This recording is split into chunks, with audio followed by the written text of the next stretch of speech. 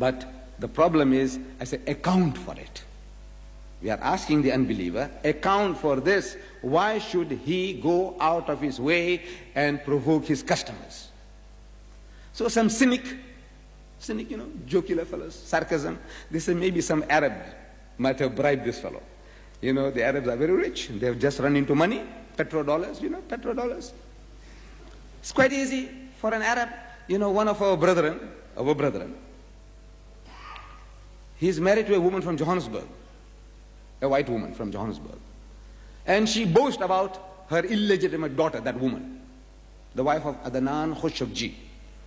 So our brother Adnan, he was spending $30,000 an hour for his wife to see color TV on her yacht in the Mediterranean.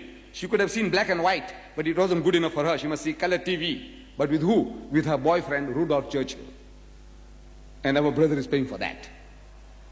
Our brother is paying $30,000 an hour to beam by satellite, especially for his wife to enjoy with her boyfriend in the yacht. Another of our brethren, he goes to the Australian waters to do fishing. Blue marlin, it's that game fish. You might have seen it on TV. When you hook that, it flies out of the water like a bird, and it's a fighting fish. So he went to catch blue marlin in the Australian waters. He didn't catch anything, poor fellow. But the people who helped him to bait the hook, he gave them $2,000 each. Tip, $2,000 each. Look, if our brothers can do that, why can't they give 10,000 to Michael H. Hart? He said, look man, you're writing a book. What about putting in a few good words for my Muhammad? I say it's possible, but it's not probable. It wouldn't enter the minds of our brethren to do such things. Then in the Times magazine, July 15, 1974, there were a series of essays under the heading, Who were history's great leaders? Who were history's great leaders? The first one was about the most influential men in history. Now the question is the great leaders in history. So different people were questioned, religious men, mathematicians, psychologists, military men. Who do you think was the greatest leader of all time? You. Who do you think was the greatest leader of all times? And each according to his knowledge and experience, like that Portuguese gentleman I referred to you, they gave the heroes. Some said Mahatma Gandhi, some said Confucius, some said Hitler. Not good or bad. We're not talking about good or bad. But from the point of view of leadership, the guy was great. 90 million Germans at his bidding, death or destiny, and he led them to destruction. 90 million, they marched into Russia. When they marched into Russia, they destroyed 20 million Russians, 2,000 kilometers non-stop. Look, as a leader, the guy was great. Good or bad, we're not talking about that. Leadership. Some say Mussolini, from the point of view of leadership, the guy was great. Each giving his hero according to his experience and background, his knowledge. Among these contributors, there is one James Gavin. He is described as a United States Lieutenant General retired. He says, this is an American, in that article he says, among leaders who made the greatest impact through the ages, I would consider, number one, guess who? Muhammad sallallahu alaihi wasallam. Number one, Muhammad. And as a Christian, he says, number two, Jesus Christ. Do you blame him? But I said, account for that. Why should he put our Nabi Kareem sallallahu alaihi wasallam number one and his own God and Savior number two? Which Arab bribed him? I don't know. Then there is another contributor to those articles by the name of Jules Masserman. He is described as a United States psychoanalyst. And you know the psychoanalyst, the job is to analyze the minds of men. And when they find a genius, they're looking for lunacy in the man. Because we are told that the difference between a genius and a lunatic is a very thin veil dividing the two. You know, just a little over, you are a lunatic, and a little this side, you are a genius. So in every genius, they look for lunacy. That is the job of the psychiatrist, psychoanalyst. And he is a professor of the Chicago University, professor of psychology. He says that before you confer greatness upon any leader or would-be leader, we must first find out what we are looking for in the man. You just don't say this guy or that guy or that guy. We want to know what we are looking for in the man. And he gives us 3 objective standards. Number 1, he says that that person, whoever he is, number 1, he must provide for the welfare of the led. He is interested in your welfare, not in milking cows for himself, like Reverend Jim Jones. Reverend Jim Jones in Guyana. You know, he committed suicide with 910 of his followers. 911, 100% suicide. Not one guy was left alive. He made them to commit suicide because he was doing things wrong and he was being discovered. So he wanted to get rid of all evidence against him. And what better way than mass suicide? They call it the suicide cult. 100%. They wipe themselves out. But in the meantime, it was discovered that this man, Reverend Jim Jones, had salted away in the banks of the world $15 million in his own account. So his followers were his milking cows. He was using them, and he was now being found out, discovered. Said, no, this leader, whoever he is, number 1, he must provide for the welfare of the led. He is interested in your welfare. Number 2, he must provide a social organization in which people feel relatively secure. Like our community. When you visit one another, you know, when you visit a Muslim brother, he invites you, if he's eating, so come on, sit down to eat. If nothing, he said, right, look, have some Coke, have a cup of tea, have some bhajiyas, have some samosas, have some kusistas. Innocent enjoyment. The other community says, look, what about a drink? Brandy?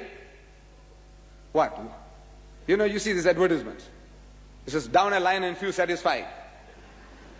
You've seen that? Down a lion means lion beer, not that lion that in the bushes is. That's too dangerous. Down a lion and feel satisfied. The other guy says, big advertisements, huge placards. He said, don't be vague, say Hague.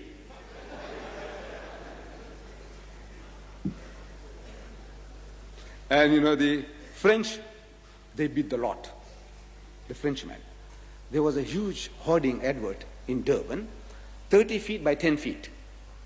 And there were only 3 words. Only 3 words on that advert. And what an impact those 3 words had. You know what it was? They had the lips of a woman, well lipsticked, with the gleaming teeth, and with one grape, you only see the grape in the 2 fingers, and she's just about putting the grape in her mouth. That's all.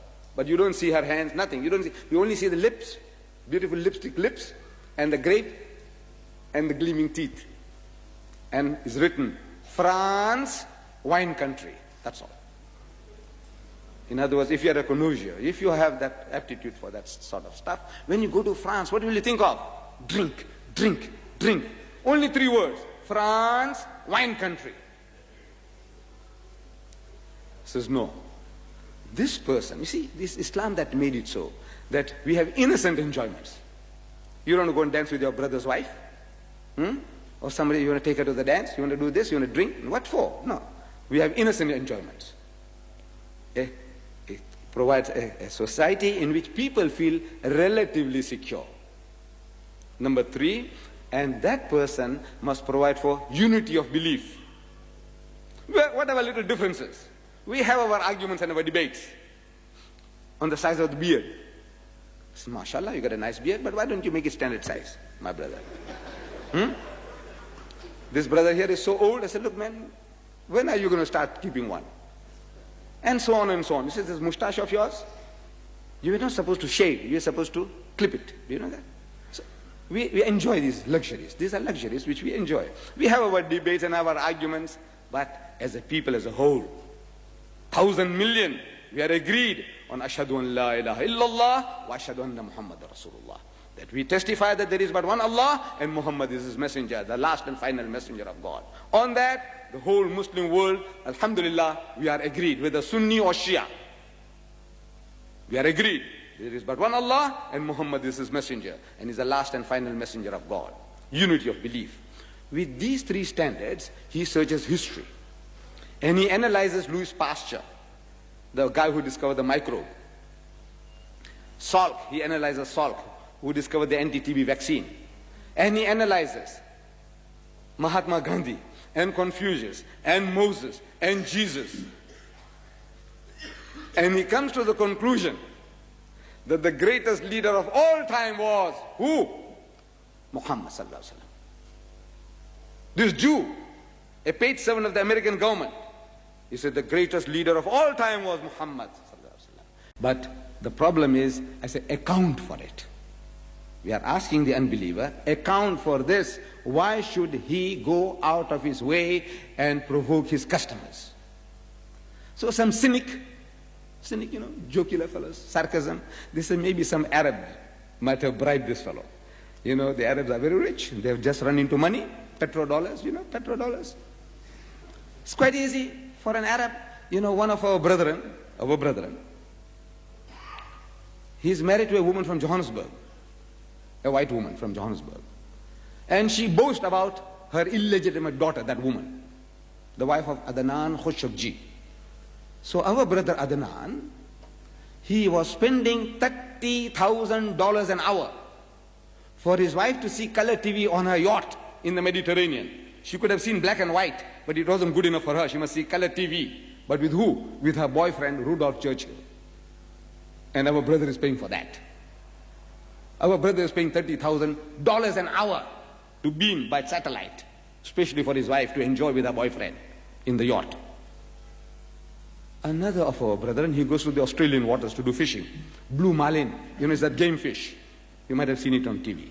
When you hook that, it flies out of the water like a bird, and it's a fighting fish. So he went to catch blue marlin in the Australian waters. He didn't catch anything, poor fellow. But the people who helped him to bait the hook, he gave them $2,000 each. Tip, $2,000 each. Look, if our brothers can do that, why can't they give $10,000 to Michael H. Hart? He said, look man, you're writing a book. What about putting in a few good words for my Muhammad? I say it's possible, but it's not probable. It wouldn't enter the minds of our brethren to do such things. Then in the Times magazine, July 15, 1974, there were a series of essays under the heading, Who were history's great leaders? Who were history's great leaders? The first one was about the most influential men in history. Now the question is the great leaders in history. So different people were questioned, religious men, mathematicians, psychologists, military men. Who do you think was the greatest leader of all time? You. Who do you think was the greatest leader of all times? And each according to his knowledge and experience, like that Portuguese gentleman I referred to you, they gave the heroes. Some said Mahatma Gandhi, some said Confucius, some said Hitler. Not good or bad. We're not talking about good or bad. But from the point of view of leadership, the guy was great. 90 million Germans at his bidding, death or destiny, and he led them to destruction. 90 million, they marched into Russia. When they marched into Russia, they destroyed 20 million Russians, 2,000 kilometers non-stop. Look, as a leader, the guy was great. Good or bad, we're not talking about that. Leadership. Some say Mussolini, from the point of view of leadership, the guy was great. Each giving his hero according to his experience and background, his knowledge. Among these contributors, there is one James Gavin. He is described as a United States Lieutenant General retired. He says, he's an American. In that article, he says, among leaders who made the greatest impact through the ages, I would consider, number one, guess who? Muhammad sallallahu alaihi wasallam. Number one, Muhammad. And as a Christian, he says, number two, Jesus Christ. Do you blame him? But I said, account for that. Why should he put our Nabi Kareem sallallahu alaihi wasallam number one and his own God and Savior number two? Which Arab bribed him? I don't know. Then there is another contributor to those articles by the name of Jules Masserman. He is described as a United States psychoanalyst. And you know the psychoanalyst, the job is to analyze the minds of men. And when they find a genius, they're looking for lunacy in the man. Because we are told that the difference between a genius and a lunatic is a very thin veil dividing the two. You know, just a little over, you are a lunatic, and a little this side, you are a genius. So in every genius, they look for lunacy. That is the job of the psychiatrist, psychoanalyst.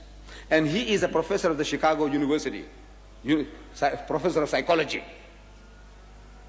He says that before you confer greatness upon any leader or would-be leader, we must first find out what we are looking for in the man. You just don't say this guy or that guy or that guy. We want to know what we are looking for in the man. And he gives us 3 objective standards. Number 1, he says that that person, whoever he is, number 1, he must provide for the welfare of the led. He is interested in your welfare, not in milking cows for himself, like Reverend Jim Jones.